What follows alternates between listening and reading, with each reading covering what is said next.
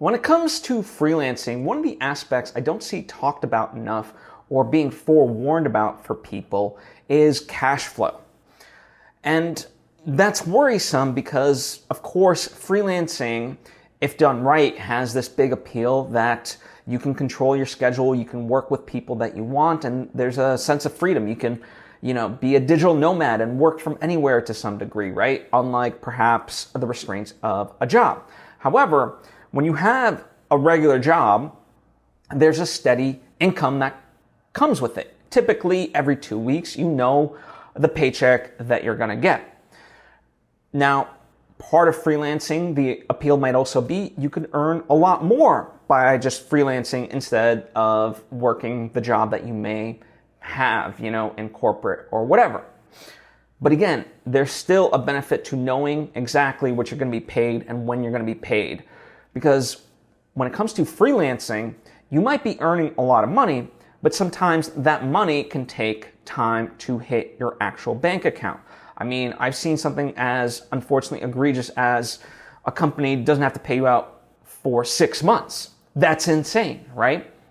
How do you fund your life for that time? And so that's something that I think needs to be discussed, but also freelancers need to consider. And actually, I would say this needs to be considered before really diving in as a freelancer full time, right before you make that full transition, because you need a certain amount of cash flow available to you in advance. And when I say cash flow, it just means funds available in your bank account. It's just as simple as that, right? And not even just your emergency savings, but also just in addition to that, right? They say you should have an emergency fund of 6 months to a year and stuff like that. Some of us, we live more paycheck to paycheck, and that's why this is even more critical, especially starting off, because you want to build up a little nest egg before you dive into it.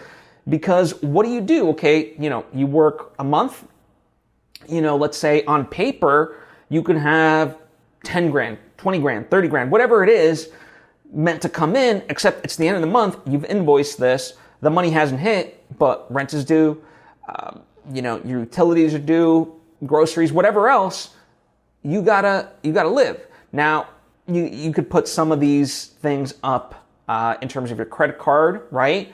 And finance it that way. But now, with rent, for example, you end up having to, usually there's a fee associated just by using your credit card, right? So now you're paying more just for rent because you're using a credit card instead of from your bank, right?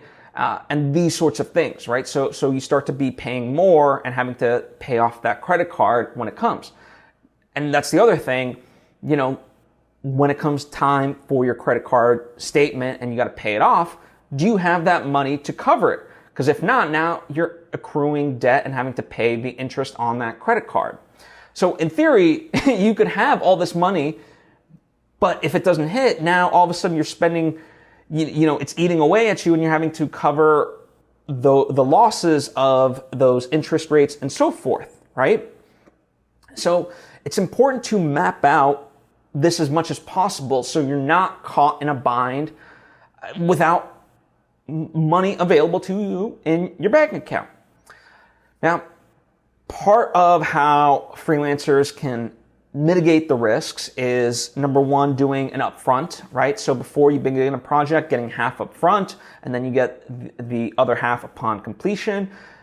You can do milestone payments, right? So it's okay, hey, we're going to get to this tier, and then you're going to pay me, and yada, yada, yada.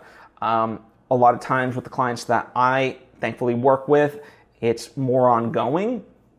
So I do, create every 2 week structure with them. So that way they know hey, I'm going to invoice you every 2 weeks. And while in that scenario, the first one might take a little bit to kind of come in, then for the most part, it becomes at least, there's a pattern there that we've established. And, when I invoice, a month later, I'm getting the check, but at least, it's coming in more regularly in that way. But also too, making sure that you're following up on people, right? Hey, making sure, you got confirmation that they got the invoice, that's going to be processed, when you can expect it, things of that nature. And of course, there's all kinds of tools to help you out with this. But you want to make sure you have whatever system you prefer, that you have a good system of that so things don't get lost in the cracks, right? You would be amazed how many people are out there that, sometimes forget to submit an invoice. B, when they submit it, they just, think the person will pay. They don't ever check in. And it could be a $5,000 check that they don't end up receiving because they're not keeping track of their finances in that way. And it's just egregious, right? And then they're like, why don't I have any money? Because you're not looking at it. So you need to really spend time with your finances and your invoices to make sure that you know where things are, how much you have, and how much you're going to need. One of the things I do also is whenever I work with somebody, I let them know up front, like there's going to be a 45-day period in which you got to pay me, and it's put up, it's made known to them, and it's also put at the bottom of my invoices. And for every week that it's, past that 45-day period, it incurs a 5% increase, right? And that's there so that way it protects me, right? So the fees I'm talking about, credit card and stuff like that, if I'm not getting that payment, then this potentially covers it, right? It covers my ass. And so it's all built in, but it also lets them know of like, hey, I'm serious. Like, you can't just lollygag on this. You need to pay.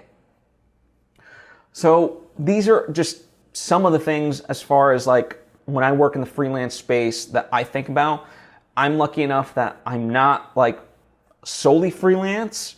I do have my regular job that has a steady income and things like that.